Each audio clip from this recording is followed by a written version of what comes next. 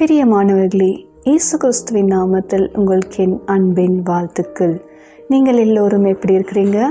கிறிஸ்து இயேசுக்குள் சந்தோஷமாக இருக்கிறீங்க நான் விசுவாசிக்கிறேன். சரி, இந்த நாளில் கூட தேவனாகிய கர்த்தர் உங்களோடு கூட பேச நினைக்கிற வார்த்தை அது ஏசாயா 49 அதிகாரம் 22 உங்களுக்காக நான் வாசிக்கிறேன். இதோ ஜாதிகளுக்கு நேராக என் கரத்தை உயர்த்தி ஜனங்களுக்கு நேராக என் கொடியை ஏற்றுவேன்.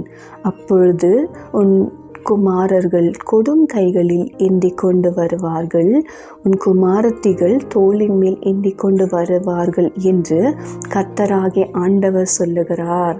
அல்லேலூயா. பிரியமானவர்களே, இந்த நாளில் கூட தேவனாகிய கர்த்தர் உங்களுக்காக தம்முடைய கரத்தை உயர்த்த போகிறாராம். கரத்தை உயர்த்தது மாற்றமல்ல, அவர் உங்களுக்காக ஒரு கொடியை ஏற்ற போகிறாராம். என்ன கொடின்னு தெரியுங்களா? சிலுவையின் கொடி. அந்த சிலுவையின் கொடிக்கு எவ்வளோ வல்லமை இருக்குன்னு தெரியுங்களா? நம்முடைய ஆண்டவராகிய இயேசு கிறிஸ்து சிலுவையில் மரணத்தை ஜெயித்தார், பாவ இருளை ஜெயித்தார், அந்தகார லோகாதிபதிகளை ஜெயித்தார், அந்தகாரத்தின் கிரியைகளை ஜெயித்தார், முக்கியமாய் பிசாசை ஜெயித்தார், அவனுடைய தலையை நசுக்கி போட்டார். அல்லேலூயா. இன்றைக்கு தேவனாகிய கர்த்தர் உங்களுக்காக அவருடைய ஜெய கொடியை ஏற்றது நிமித்தமாய் உங்களுடைய வாழ்க்கையில், உங்களுடைய குடும்பத்தில், உங்கள் வீடுகள் மேலே, உங்களோட வேலை ஸ்தலங்கள் மேலே எந்த இடத்துல உங்களுக்கு அந்தகாரம் இருக்கோ, எந்த இடத்துல ஒரு பிசாசன் போராட்டம் இருக்கோ, அதுக்கு நேராக ஏசப்பா தம்முடைய கரத்தை நீட்ட போகிறாராம். அவர் ஒரு ஜெய கொடியை நாட்ட போகிறார்.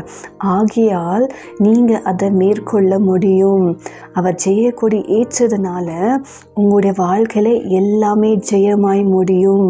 பாருங்க, வேதத்தில் ஒரு தேவ மனிதர் ஒரு யுத்த களத்தில் தம்முடைய தேவ ஜனங்களெல்லாம் நின்று கொண்டு இருக்கிற வேளையில் இவர் தன்னுடைய கரத்தை உயர்த்தி தேவனை நோக்கி ஜெபித்து கொண்டு இருக்கக்குள்ளோ அந்த இடத்துல தேவ ஜனங்கள் அந்த யுத்தத்தில் ஜெயம் எடுத்தார்களாம்.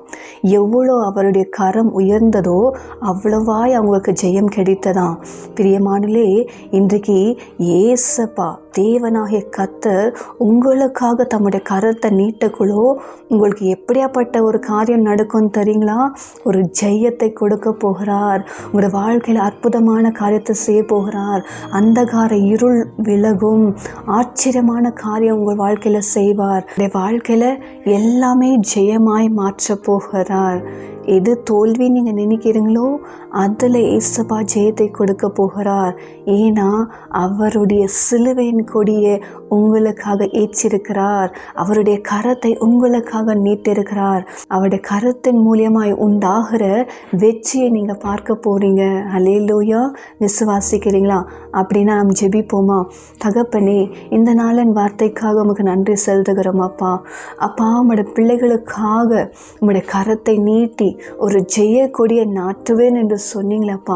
இன்றைக்கு அவரோட வாழ்க்கையில், அவங்க குடும்பத்தில் எந்த இடத்துல இருக்கிறார்களோ அந்த இடத்துல அவங்களோட கரத்தை நீட்டி ஜெய கொடியை நாட்டி அவங்க வாழ்க்கையில் எல்லா வச்சும் ஆசீர்வாதமாய் மாற்றி கொடுங்க. எல்லாமே ஜெயம் எடுக்க கிருபை செய்யுங்க. எல்லா அந்தகார இருள் விலகட்டும் அப்பா.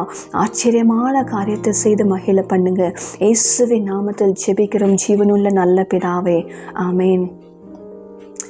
Praise the Lord. God bless you.